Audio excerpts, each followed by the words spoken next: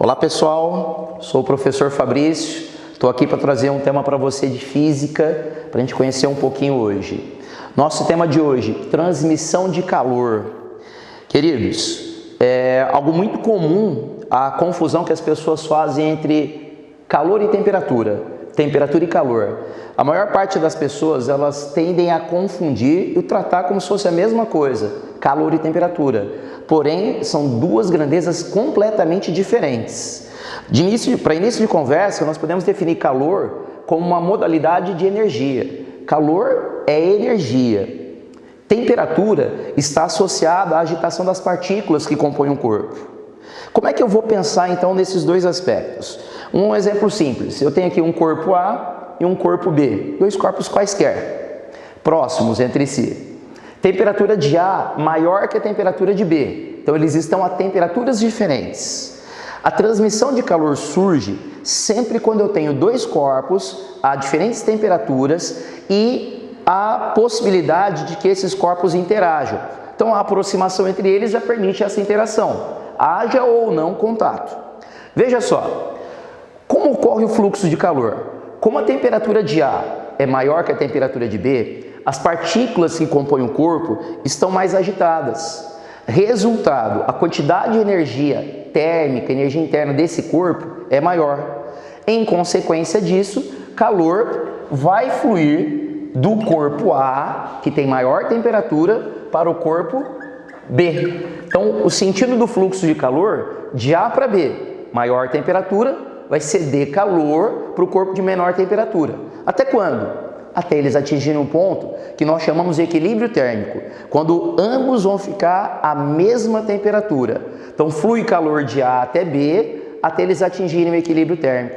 Isso é comum no nosso dia a dia. Você usa um agasalho em dias de inverno, em dias nos quais a temperatura é mais baixa, para evitar que o seu corpo entre em equilíbrio térmico com o meio ambiente. Nós precisamos manter a temperatura do nosso corpo num valor mínimo. Como geralmente em dias de inverno a temperatura é muito baixa, muito abaixo dessa temperatura mínima, se nós não estivermos agasalhados, você não vai conseguir manter essa temperatura mínima. Resultado, a pessoa pode entrar num estado chamado de hipotermia e vir a morrer.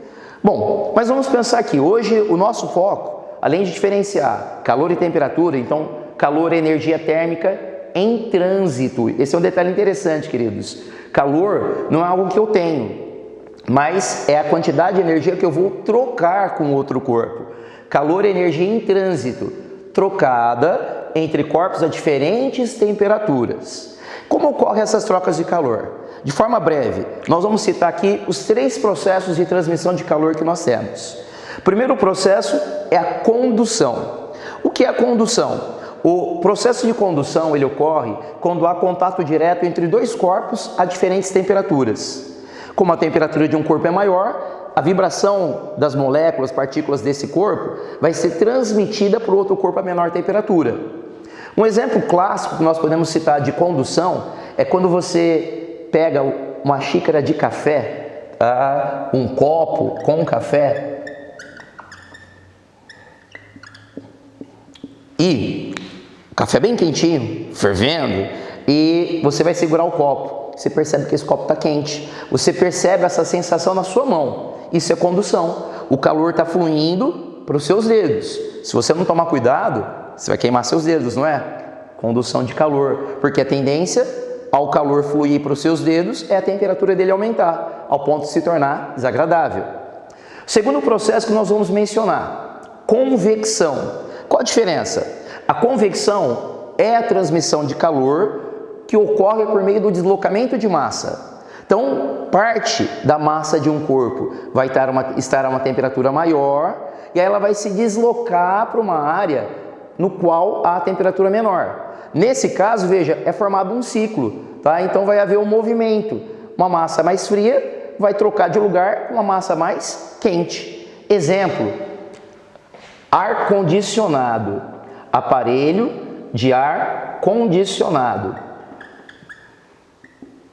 O ar-condicionado é um exemplo clássico. Geralmente os aparelhos de ar-condicionado são instalados na parte superior do ambiente. Por quê? Ele retira calor do ambiente, então desse ar aqui mais próximo, ele retira calor do ar, perdendo calor, o ar diminui sua temperatura. Ao diminuir a temperatura, o ar fica mais denso, mais pesado, entre aspas.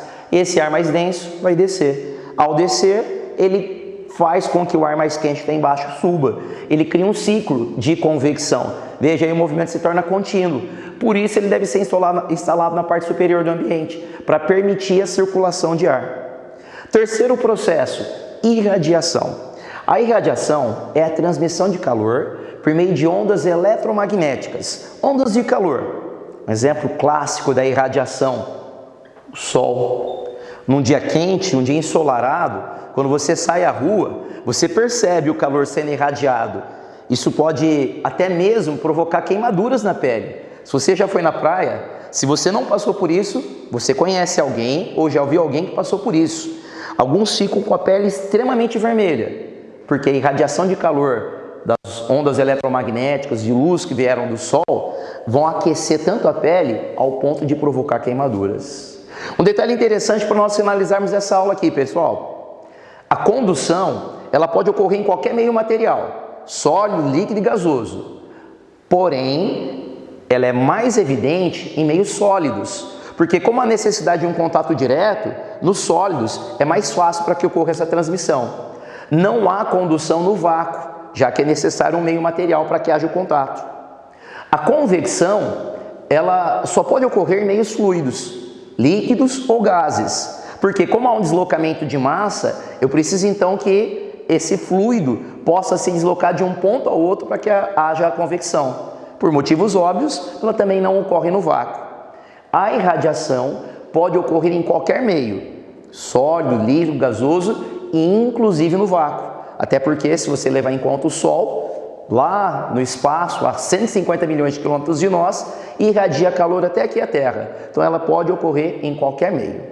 Bom, pessoal, é isso. Espero que vocês tenham gostado. Se você não é inscrito no canal, inscreva-se aí também. Deixe o seu like aí no vídeo. Se gostou, deixe seus comentários também. Se você quer uma outra aula, algum outro tema, coloque aí nos comentários, peça aí na medida do possível. Vamos providenciar para você. Grande abraço, pessoal. Tchau, tchau.